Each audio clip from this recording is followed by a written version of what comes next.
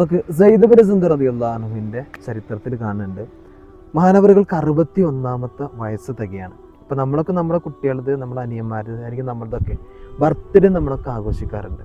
നമ്മൾ ഏറ്റവും കൂടുതൽ ബർത്ത്ഡേ ഒക്കെ വരുമ്പോൾ നമ്മൾ ആഘോഷിക്കുന്നുണ്ടെങ്കിലും ഈ ബർത്ത്ഡേക്കുള്ളിൽ വേറൊരു സംഭവം ഒളിഞ്ഞ് കിടക്കുന്നുണ്ട്. നമ്മൾ ആയുസ് കുറയാണ്, നമ്മൾ മരണത്തിലേക്ക് അടുക്കുന്ന ഒരു സംഭവമാണ് ഈ ബർത്ത്ഡേ എന്ന് പറഞ്ഞാൽ.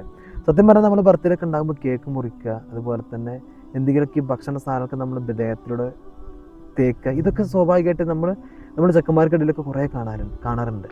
സത്യം പറഞ്ഞാൽ ഇതിൻ്റെ ഒക്കെ ഉള്ളിൽ കിടക്കുന്നത് നമുക്കതൊരു ആഘോഷമായിട്ട് തോന്നുന്നുണ്ടെങ്കിലും ഓരോ സെക്കൻഡുകൾ നമുക്ക് മുമ്പിലേക്ക് പോകുമ്പോൾ നമ്മുടെ ആയുസ്സും ഇങ്ങനെ കുറയാണ്.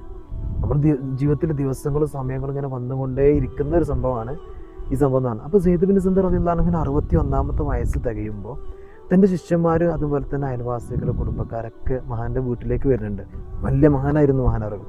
അദ്ദേഹത്തിൻ്റെ വീട്ടിലേക്ക് വന്നിട്ട് എല്ലാവരും ഇങ്ങനെ കൂടിയപ്പോൾ മഹാനവറുകൾ പുറത്തേക്ക് വരുന്നില്ല, കാണുന്നില്ല. അപ്പോൾ തൻ്റെ അടുത്തൊരു ശിഷ്യൻ പോയിട്ട് തങ്ങളോട് ചോദിക്കുന്നുണ്ട്, എന്താണ് ഇന്ന് നിങ്ങൾ സന്തോഷിക്കേണ്ട ദിവസമാണല്ലോ, എന്താണ് നിങ്ങൾക്ക് പറ്റിയത്? അപ്പോൾ ഈ ശിഷ്യൻ ചെന്ന് നോക്കുമ്പോൾ മഹാനവറുകൾ ചെയ്യുന്ന എന്താ വെച്ചാൽ തൻ്റെ മുസല്ലയിൽ ഇരുന്നിട്ട് കരയാണ്. അള്ളാഹുവിൻ്റെ മുമ്പിൽ ഇങ്ങനെ കരഞ്ഞ് ദ്വാരിക്കുക ചെയ്യണത്. അപ്പോൾ തങ്ങളോട് ചോദിക്കുന്നുണ്ട് ശിഷ്യന്, എന്താണ് നിങ്ങൾ ഇങ്ങനെ ഈ സമയത്ത് ഇരുന്ന് കരയണത്? ഇങ്ങനെ കരയല്ലല്ലോ വേണ്ടത്, കാരണം ഞങ്ങൾക്ക് സന്തോഷം എന്ന രൂപത്തിൽ വന്നതാണ്. റബ്ബ് ഞങ്ങൾക്ക് തന്നൊരു അനുഗ്രഹമാണ് നിങ്ങൾ. കാരണം ദുആക്ക് ഇജാബത്ത് ഉണ്ടായിരുന്നു, ഒരു കറാത്ത് പോലും ചെയ്യാതെ എല്ലാ ഇബാദത്തുകളെ കൊണ്ട് ധന്യമാക്കി ജീവിച്ചിരുന്ന ഒരു ജീവിതമായിരുന്നു. അല്ലാഹു തആല ഞങ്ങൾക്ക് തന്നൊരു അനുഗ്രഹമാണ് നിങ്ങൾ. അപ്പോൾ ആ അനുഗ്രഹത്തെ ഞങ്ങൾ സന്തോഷിക്കാൻ വന്നാന്ന് പറയുന്നുണ്ട്.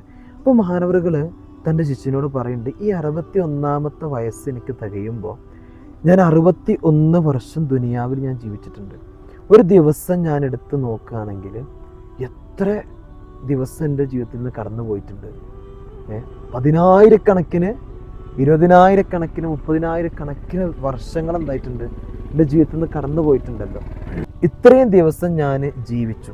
ഈ ജീവിതത്തിൽ ഒരു ദിവസം ഒരു തെറ്റ് ഞാൻ ചെയ്തിട്ടുണ്ടെന്നുണ്ടെങ്കിൽ, ഒറ്റൊരു തെറ്റ് ചെയ്തിട്ടുണ്ടെങ്കിൽ 10,000-കണക്കിന് തെറ്റുകളാണ് എൻ്റെ ജീവിതത്തിൽ വരുന്നത്.